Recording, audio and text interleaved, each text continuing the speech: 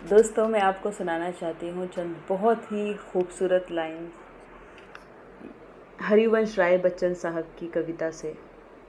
और मुझे लगता है ये लाइन्स ताउम्र नहीं, ता कायनात इतनी ही मीनिंगफुल रहेंगी।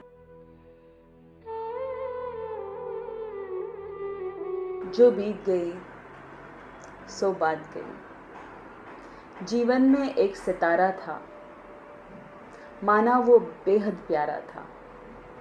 वो डूब गया तो डूब गया। अंबर के आनंद को देखो, कितने इसके तारे टूटे, कितने इसके प्यारे छूटे।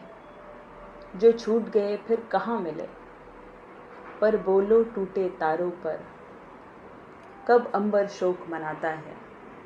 जो बीत गई सो बात गई। जीवन में वो था एक कुसुम, थे उस पर नित्य निछावर तुम। वो सूख गया तो सूख गया। मधुबन की छाती को देखो, सूखी कितनी इसकी कलियां, मुरझाई कितनी वल्लरियां। जो मुरझाई फिर कहाँ खिले, पर बोलो सूखे फूलों पर कब मधुबन शोर मचाता है।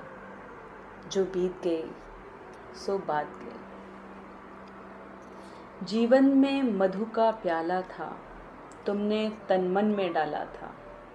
वो टूट गया तो टूट गया। मदिरा लेका आंगन देखो, कितने प्याले हिल जाते हैं, गिर मिट्टी में मिल जाते हैं।